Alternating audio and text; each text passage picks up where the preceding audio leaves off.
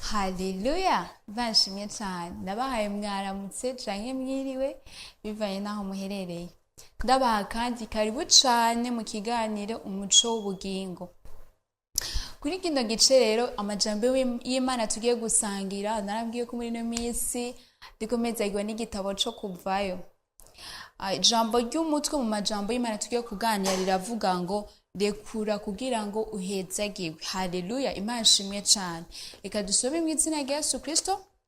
Kuvayo igice c'14 murongo wa 13 haravuga ngo Mose yishura abantu ati ntaco mutinya, mwihagararire gusa murabe agakiza uhoraho agira ngo abazanire uyu munsi, kuko abanyegiputa mubonye uyu munsi mutazokongera kubabona ukundi. Haleluya, Imana ishimwe cyane.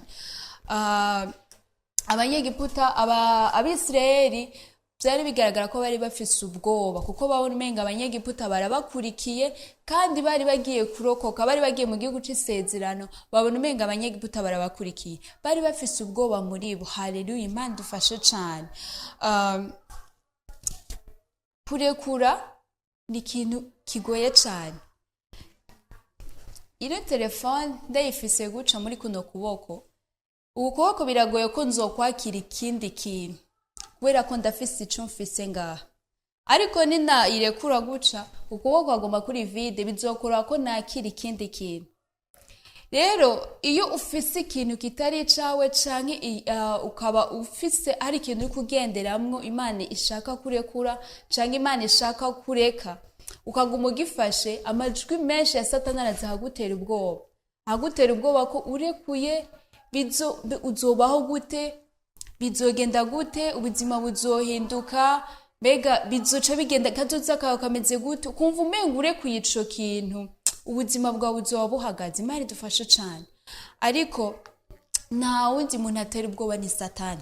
Satani niwe yifuza ko tubaho ubuzima bubi. Satani niwe yifuza yuko tugendera mu nzira idahimbara Imana. Satani niwe yifuza yuko tutagira umuhezagiro uva ku Mana. Satani niwe yifuza ko duhora tubabaye igihe cose. Imana idufashe cyane. Abaheburayo 11 bajanye nabo mu nzu yabo, bajanye na Yakobo bagenda muri Egiputa. Habagiye muri Egiputa bashitseyo bagira umugisha, bararondoka, baba abanyamugisha. Hama abanyegiputa bagira ishari yuko abisirayeli, ubwoko bw'abaheburayo bukomoka kuri Isirayeli, buriko buragwira, buriko buragira umugisha. Hanyuma abanyegiputa bagira ishari cyane ko abisirayeli bariko baratera imbere, abisirayeli bariko bararondoka, ko bagira umugisha. Imana idufashe cyane.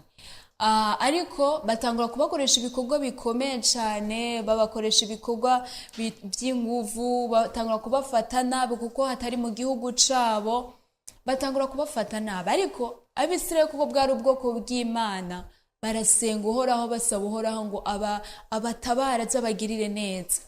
Haheze igihe kitari gito, uhoraho ngo aramanuka yiyereka Mose mu gisaka caka umuriro, arabwira ngo manukanye no gutabara abisirayeli, genda ubakure muri Egiputa. Ariko agenda kubibwira Farawo, umwami w'abanyegiputa, ntiyavyumva, ntiyavyemera kurekura ubwoko bw'abisirayeli, ubwoko bw'Imana ngo bugende. Imana idufashe cyane. Agumije yanka kurekura. Imana itanga icago ca mbere. Icago ca mbere, amazi yose yo muri ico gihugu ahinduka amaraso. Amazi yose ahinduka amaraso. Cari icago gikomeye cyane kubona amazi yose muri Egiputa ahinduka amaraso. Ariko Farawo ntiyigeze abona yuko yorekura. Imana idufashe cyane. Imana itanga icago ca kabiri. Igihugu cose ngo cuzura ibikere, ahantu hose huzura ibikere. Ariko ico gihe cose Farawo ntiyigera yumva yorekura ngo abisirayeli bagende. Icago ca gatanu, ibitungano vyose vy'abanyegiputa birapfa, vyose birapfa. byari ibintu bibabaje rwose. Ibyo byago byashikira abanyegiputa gusa, ariko ku Bisirayeli ntivyabashikira. Ariko Farawo ntiyigeze abona yorekura ivyo afise. Icago ca gatandatu, Imana iteza ibihute abanyegiputa. Abanyegiputa bose bategwa n'ibihute. Icago c'indwi, Imana igwisha ngo urubura. Ikintu cyose cyari ku musozi, ndetse ngo n'abanyegiputa bose bari ku musozi bicwa n'urubura, ko rwari urubura ruteye ubwoba cyane. Icago c'umunani, hatera inzige. Imana idufashe cyane. Ku cago c'icenda ngo hatera umwiza ubwira kabiri. Ni ukuvuga abanyegiputa hateye ubwira kabiri ngo bumara iminsi 3 ntibabonana, n'abantu baba bari kumwe ntibabonana. Ariko ngo ku Bisirayeli barabona neza, baragenda neza, barasohoka. Muga ngo ico cago c'ubwira kabiri c'umwiza kimara iminsi 3 mu banyegiputa. Ngo icago c'icumi cari cago gikomeye cyane, ngo hapfa imfura mu banyegiputa. Ni ukuvuga ngo byari ibintu bikomeye kandi bibabaje, kuko ngo mu nzu imwe imwe yose y'abanyegiputa hagiye hapfa nk'umuntu umwe. Byari ibintu bikomeye. Farawo amaze kubona ko ari ibintu bikomeye cyane, ararekura ba bantu. Amajambo ico yanyigishije muri jewe ni uko iyo tuguma tugumije ibintu bitari ibyacu, nk'iyo tuguma tugumije ivy'Imana yatubwiye kurekura, tukaguma tubifashe, tukabona umenga tubirekuye, ubuzima buzoca bwanka, tukabona umenga tubirekuye hari ibintu bitazogenda neza, tukaguma dufashe ibitari ibyacu, duhura n'ivyago vyinshi. Imana idufashe cyane. Duhura n'ivyago mu buzima. Mwize w'Imana, nimba hari ikintu wumva mpwemu yera akubwira kurekura, canke ikintu wumva mpwemu yakubwira kuvamwo, kivemwo. Hari umugambi munini cyane Imana ifitiye ubuzima bwawe, kandi emera urongorwe n'Imana. Si wowe kurongora Imana iyo uja, si wowe kurongora Imana ivyo wakira n'ivyo ubamwo, ahubwo emera Imana aba ari ukurongora. Rero gufata ibitari ibyawe canke kuja mu nzira Imana ikaguma ikubwira kubiheba, mwemwe yakubwira yuko uri mu bintu bitari byo, ariko ukanga kubirekura ngo bigende, bizogukwegera ivyago. Imana idufashe cyane. Hanyuma nubiguma kukemeza ivyago, bizogukwegera urupfu. Farawo n'abanyegiputa bamaze kubona Abisirayeli bagiye, yari bagiye vyago, aragenda arabakurikira. Icabaye nuko bafiriye mu kiyaga gitukura, barabura ubugingo. Imana idufashe cyane. Rero natwe iyo tuguma tugumije ibitari ibyacu, iyo tuguma turi mu bintu Imana idashaka ko tubamo, tukanka kurekura, ko tubona umenga ubuzima buca butaka, tubona umenga ubuzima ntibuzogenda neza, tukaguma tugumije, bitubera ivyago bikomeye, kandi bikazona tuzanira n'urupfu. Haleluya, Imana ishimwe cyane. Mwiza w'Imana, ico hamagarirwa ndi kugendeshwa na mpwemu yera, ni kumva ico Imana ivuga ku buzima bwawe.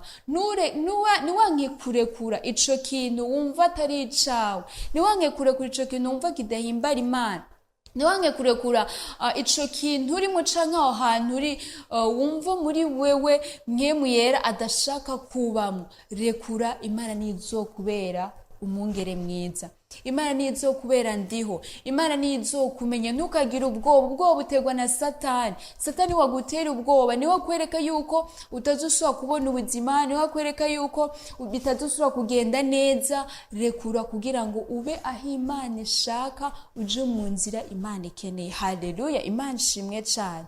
Yesu wacu ni muzima kandi azogushoboza. Imana iguhezagire cyane. We ushimye kunyumviza muri kino kiganiro, hama nawe utarakira Yesu urakwiye kumwakira kugira ngo agushoboze, akugendeshe, agendane nawe, kuko nta wundi muntu adushoboza atari Yesu Kristo. Niwe atwereka inzira ducamo, niwe aduha amahoro, niwe aduha ivyizigiro vya kazoza, nta wundi atari Yesu Kristo. Nimba utaramwakira urashobora gusura na mwana majambo kavuga ati: Mwami Yesu, ndakwakiriye ngo umbere umwami, umbere umukiza mu bugingo bwanje, uhora undongora ubu n'ibihe byose, mu izina rya Yesu Kristo, amen. Imana iguhezagire cyane wowe wankurikiranye, ngo niba ikiganiro caguhezagiye ugisangize n'abandi bahezagiranwe natwe. Imana iguhezagire, tuzosura mu kiganiro c'ubukurikira. Shalom.